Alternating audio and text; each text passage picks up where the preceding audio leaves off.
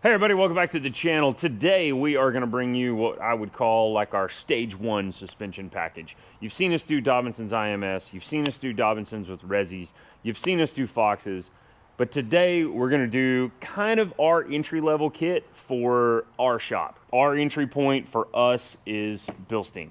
Fantastic package. Essentially, you'll never go wrong with a bilstein. You'll never go wrong with a Michelin tire. It may not be the greatest and latest and jumpiest and all the fun things, but it's never gonna be wrong. And if you just need a solid across the board upgrade, bilsteins, iBox, and like Michelin tires or BFGs, you're done. You've got a fantastic upgrade that'll get you taken care of for most of your applications, especially if you do a lot of street driving.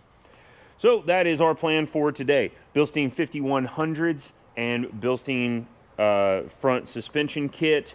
We are going to run the iBox Pro Truck Rear Coils. I have found these hit exactly 1 inch of lift, so that's what we're after in the back. These trucks normally have about 1.5 inches of rake. We've done our measurements already, and this one's a little less than that, so we're not going to get too rowdy with the front suspension setting.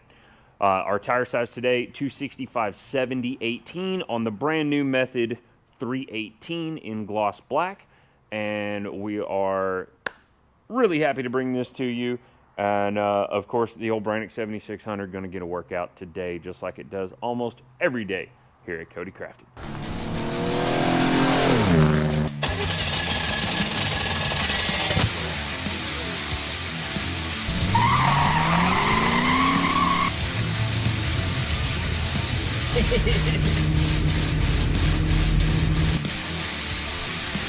Click that like button and subscribe to the channel.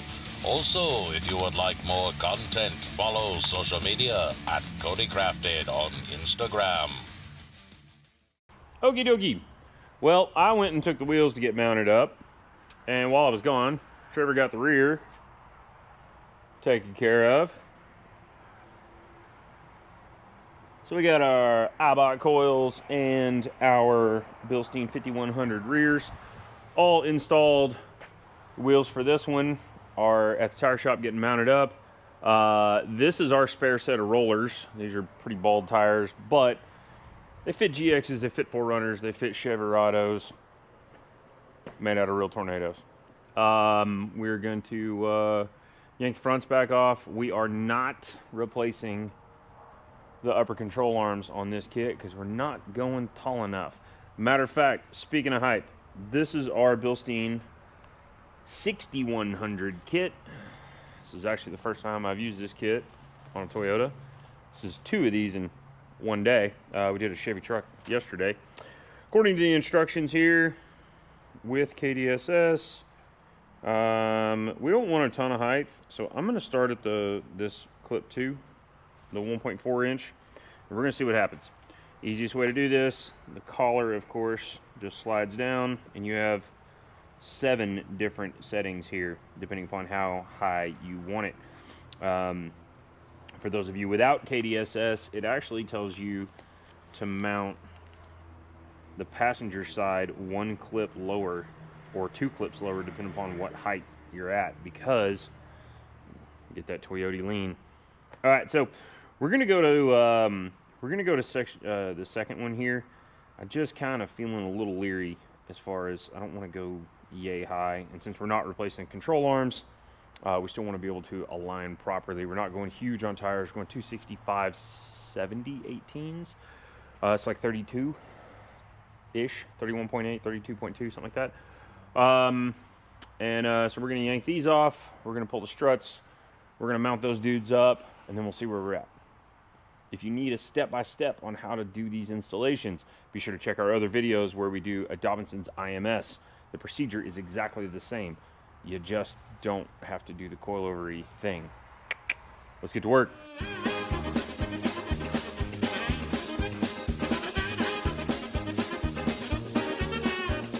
Alrighty. Bilstein 6100. All jazzed up and ready to roll. I'm going to throw the mock-up wheel back on it and take it around the neighborhood, send it over for alignment. Hopefully our wheels will be done shortly.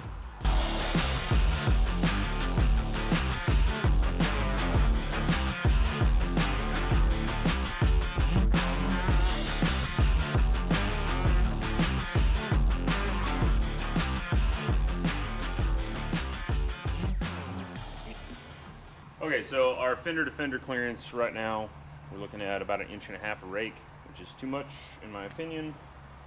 And according to our directions here, as far as the preload goes, we went to 1.4 inches of lift, and we probably ought to go up 2 snap rings to the number 4. I've done 5100s before. This 6100 has more grooves. I haven't done this one, so, you know, first time for everything. Not a big deal, but we want it right. So that'll put us in the middle of our setup. And yeah, so I think we'll be in good shape. That ought to get us, according to this, it's going to get us 3/4 of an inch, which will put us, and it actually won't be that much because with the V8 it's a little heavier. These are based on D6 4Runner stuff, which is my fault. I did not account for that in my, so no big deal. Main reason is when we're doing these, we normally go all the way up. We're not going all the way up on this one because we didn't want to do arms. It wasn't in the budget. So we'll lift it up, move the snap rings, and knock it out. All right, adjustments made. Whiz bang. We'll see where she's at.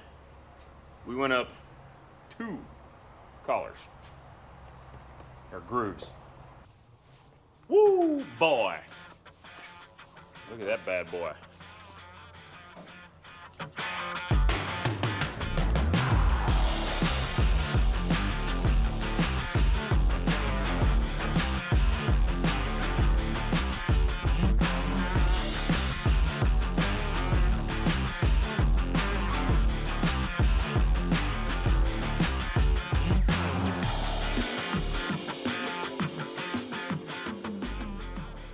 Alrighty, so we're all wrapped up on this one, and she is mission accomplished, and we got a little clearancing done, trimmed the running boards a little bit, little heat gun on the inside of the fender liner.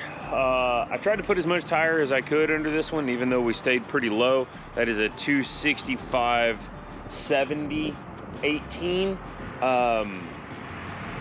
Probably, yeah, I mean, if you don't want to have to mess with the fender liners, then I would say 265/65 18 would be a better size choice for you. But I really like the way that much tire fills out the fender gap, and we're real happy with it.